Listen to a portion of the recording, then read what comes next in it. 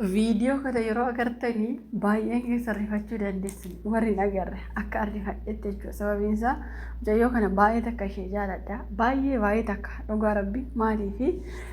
qaama ishee guutuu dhabde waan ta'eef hedduu nama rarti dhugaa rabbi obboleettii koo ka xiqqoota wayii tokko na fakkaatte mee viidiyoo wayii takka si dhaggeeffachiisa.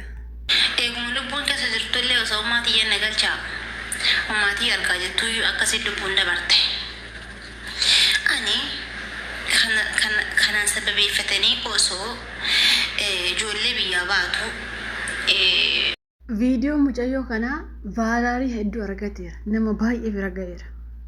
Baay'een ijoollee si jalatti hin boqotte moo jennee koomentii barreessu. Eeyyen jetti jala deemte. Ani yeroo tokko miidiyaa guddifachuuf gaafa kaatanii ofitti amanamummaa dhuunfaa mataa kee waan sammuu kee keessaa haasoftu namarraas haa ta'u abbaa fe'erraa haa ta'u ofitti amanamummaa qabaattee nama sanarraa maal akka haasoftu yoo adda baafatte miidiyaa kee guddifachuu dandeessa. Garuu mucayyoo kana osoo ija keenya bitaaf mirgaa sii galee ana akka kiyyatti ija kiyya bitaaf mirgaati. Iji kiyya bitaaf mirgaa haa baddu mucitti kana dhuguma rabbi isinitti. Garuu maal godhu bakka namaa bu'anii waa namaan qanamma rabbi na ajjeesu akkas of godhu maal ta'u mucayyoo kanaaf ta'u hin jedhe soba eenyuyyuu lubbuu ofii namaaf jedhee hin dabarsu. Sini galee yoo boonii abbaa manaa isheef dogoggoran dabarsee malee mucayyoon kun maal jette hinduutee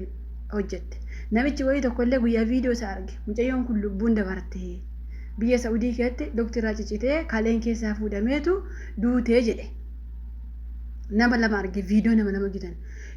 duutee istanii yoo akkumatti mucayyoon lukti irraa cite jettanii yoo sagalee fi taatanii rakkoon maali jechuun isin akkanuma wal dadhabdu bar amma mucayyoo kana cituutti illee namni gammadu dhibu bar sii galee akkanatti mucayyoon kun lubbuun dabarte akkana taatee itti viidiyoo hojjette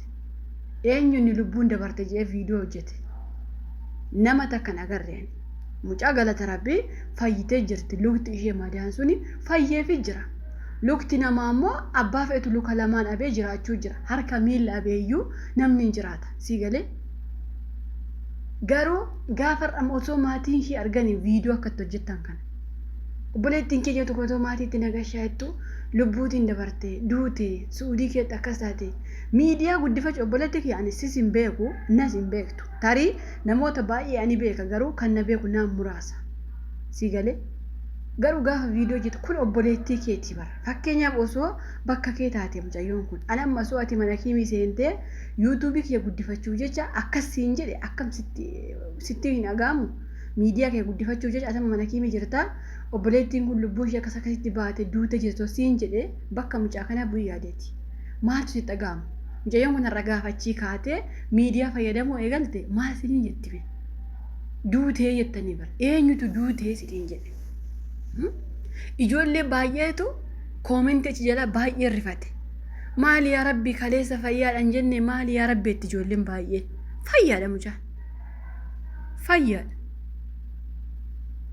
kaleessa haadhabduu lukas haadhabduu maalis haadhabdu malee mucaan fayyaa isheeti waa'ee kalee immoo ka'as bahee dubbate jaarsa sana agartanii jirtan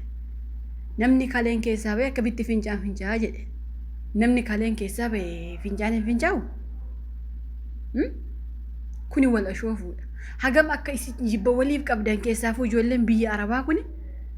dhiiras ta'e dubartii hagam akka isin jibba waliif qabdan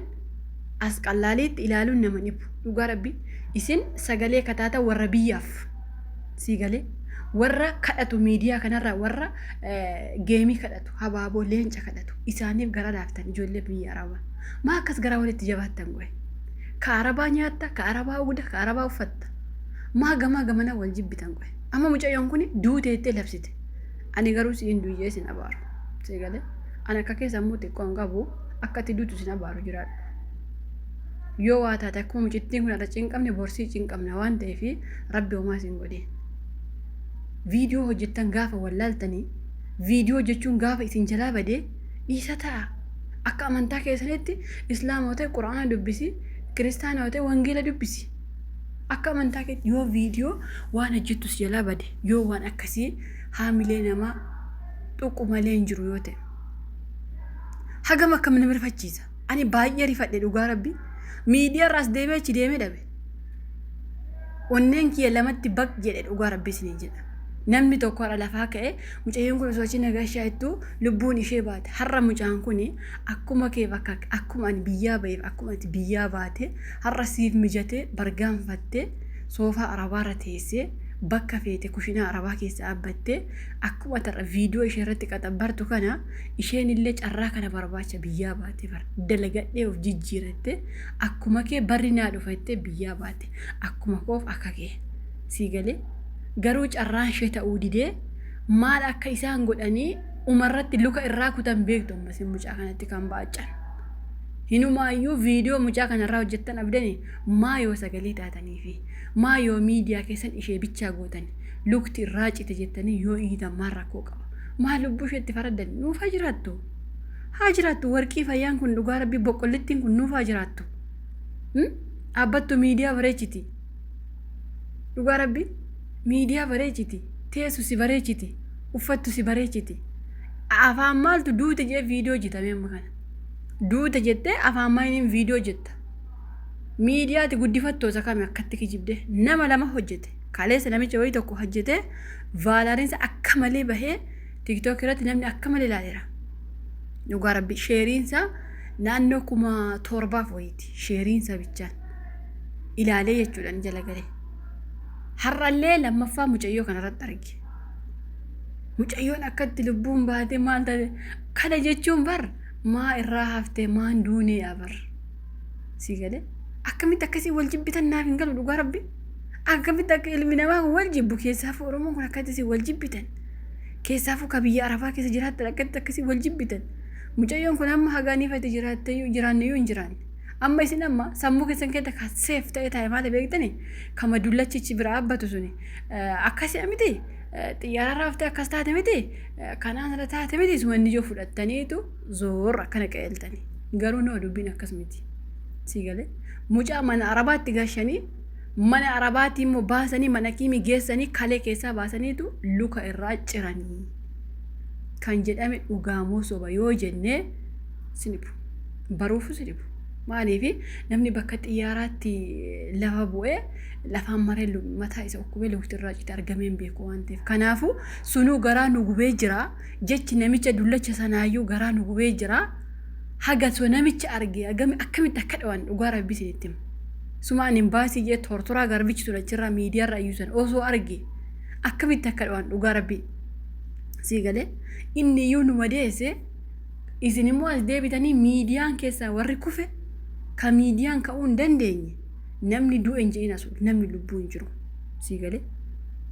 yoo ibellee ani du'eef je'i ofiitti farrisi sii galee ofii kee ani du'uu fi har'a galgala du'uu fi qalamuu fi jedhiiti ofiitti farrisi akkamittiin namni mucaa biyya gashanna jedhe jechuun tokkoffaan gargaarsa irraa cufuudha bara kan amma namni mucayyoo kana gargaarree gara maatii ishee gashinaa jedhee miidiyaa irratti mari'atu isa fa'aa ageessanii as deebitanii immoo maal jettanii mucayyoo lubbuun bahee jira kana jechuun maal jechuu beekta namni viidiyoo sana argee mucayyoo kana gargaaruuf illee yoo ka'e bakka mucaan kun duuteetti waan ta'eef eessa gargaara jee gara duubaatti deebi'a kanaaf waliin haftu bara siif rabbiin fayyaa siif kennee hojjetachuu jirta akkamittiin immoo nama lukti irraa uume luka hin qabaanne akkamittiin harki tokko laamishaa'e akkamittiin nama hinaafsame immoo hinaaffaadha bara akkam gargaaramtiidha bara amma kun warri du'e jee viidiyoo hojjetu kun hinaaffaadha sii galee hinaaffa mucayyootti hinaaftaniitu malee rakkoo tokko qabaattaniif miti bara rakkoo qabdanii keessan hin nyaattu keessa hin dhugdu an dhugaa rabbi gaafa namni du'e nama miidiyaa guddifattanii akkas taatee sana taatee akkatti duute maalii taatee nama miidiyaa guddifattanii gaafa namni lubbuun jiru nama jibbitanii akkasummaa akkasa namni keessa nyaatee dhugu nama jibbitan amma mucayyoo kana achiisee asiisee namni beeku takka hin jiru yoo nama tokko lama taate malee namni biyya kana keessa namni ishee beeku hin jiru garuu waan sobaatiin namni irra hojjetu immoo nama baay'ee ilaali lubbuun ishee baay'ee waa mucaa kanarraa hojjetamu waa baay'eedha akkaataa kamiin akka sagalee taatanii fi waa baay'eedha waan ta'eef duute jettanii hin gabaasina rabbi lubbuu ishee homaan godhe dhugaa rabbi akka kiyya osoo taate osoo akka dhugaa rabbi waanummaa mucaa kana hin jiraa miire ani dhugaa rabbi dubbiin neeraa badaa bara viidiyoo ishee gaafa duraa argee gaafa sammuun kiyya akka tokko na ta'e haga har'aatti sammuun kiyya namatti hin deebine miilla ishee yeroo jalqabaa agartaniittu namni kan keessatti argame yeroo fayyaa qabdu sii galee har'a garuu ati luka lama qabaattee afaan itti banuu hin dandeessu abbaan feete sii galee duute jettee labsuurra sagalee ta'aafii jedhii labsi gargaaraa obboleetti keessatti bira dhaabbadhaa gaafa haati ishee akkaawuntii banatte bira dhaabbanna jedhaa malee duuteen jedhiina sinii galee.